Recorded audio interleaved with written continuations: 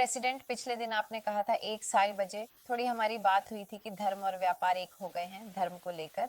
अब लोग धर्म के नाम पर व्यापार कर रहे हैं, तो आज के हमारे एपिसोड में यही विषय है। अगर आप थोड़ा विस्तार से कुछ बता सकें। हम लोग धर्म के साथ ही पैदा हुए हैं, हम धर्म के साथ ही आए हैं। बिल्कुल।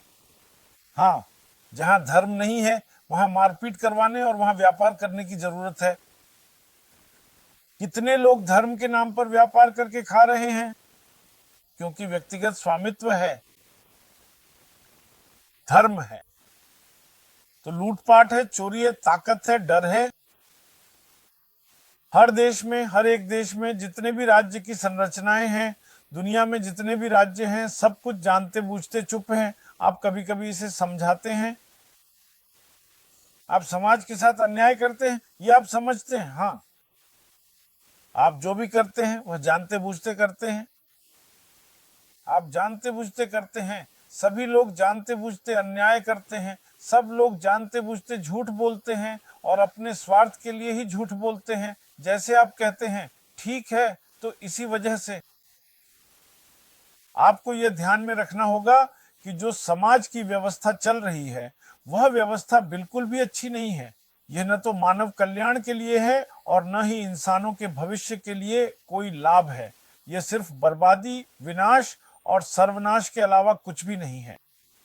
क्योंकि जो कुछ भी मानव निर्मित है वह धर्म हो सकता है, व्यापार हो सकता है, राजनीतिक पार्टी हो सकती है या शिक्षा हो सकती है। क्योंकि मानव निर्मित यानी इंसानों द्वारा बनाई गई इस ट्यूशन के साथ साथ अगर प्रकृति आधारित शिक्षा को भी शामिल किया जाता तो क्या खुद को अलग रखकर कोई मानव निर्मित शिक्षा हो सकती है? नहीं हो सकती। यही बात है बाबू।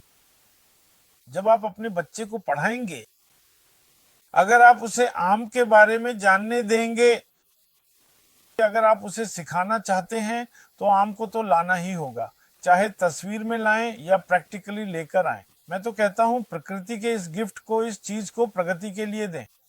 अगर इसे हटाकर केवल रिडक्शन करें तो क्या शिक्षा सही रह पाएगी? पूरी शिक्षा ऐसे है जैसे मैंने कोई एक चीज देखी।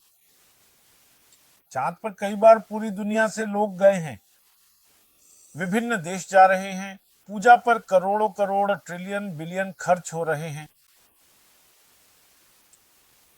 फिर भी वैज्ञानिकों के दिमाग में यह बात क्यों नहीं आ रही है इस समय? हमारे अनुसार हम यहाँ आए हैं उस उम्मीद का एक माध्यम है।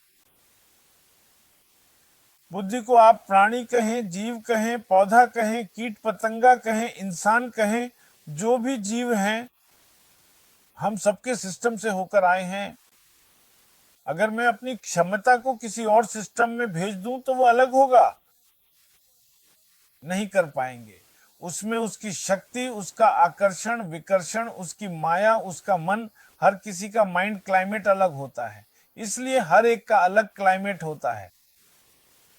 चांद पर जो लाखों करोड़ों रुपए खर्च किए जा रहे हैं, इसकी कोई जरूरत नहीं थी। मनुष्य के पास अनिमा, महिमा, गरिमा जैसी और भी कई शक्तियां हैं जिनके माध्यम से वह अपने शरीर को छोड़कर बाहर जा सकता है और सभी ग्रहों से गुफाओं में जा सकता है।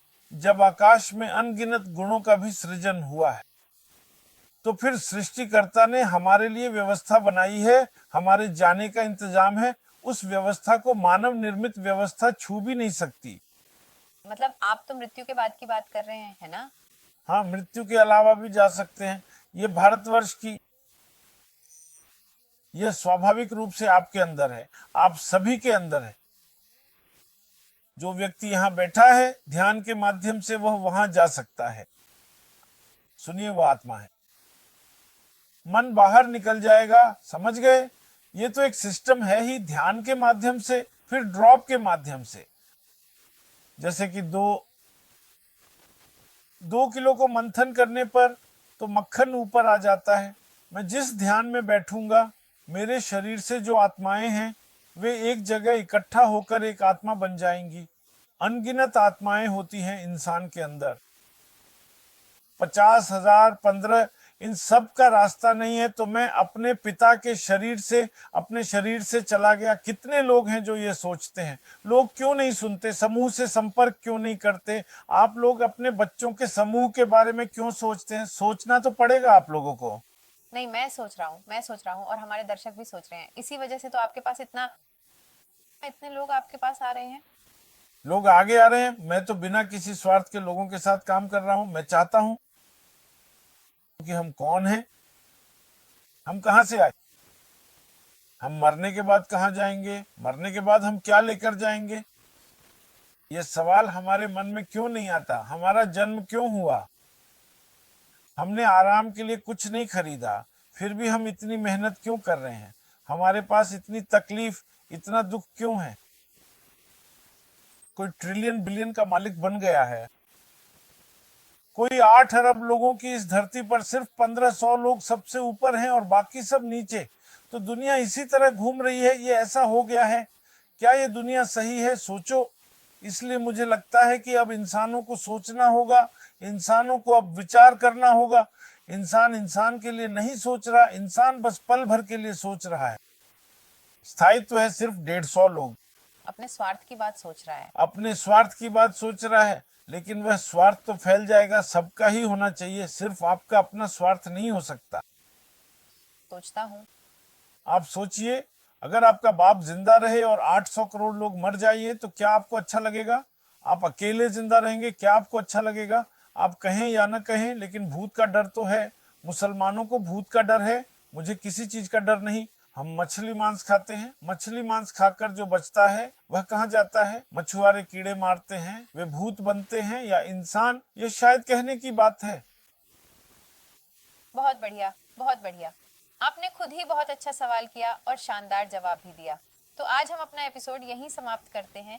हमारी बातें यूं ही चलती रहेंगी और हम फिर लौटेंगे आपके पास एक नए एपिसोड के साथ। धन्यवाद, नमस्कार। धन्यवाद। आपका नाम और सभी को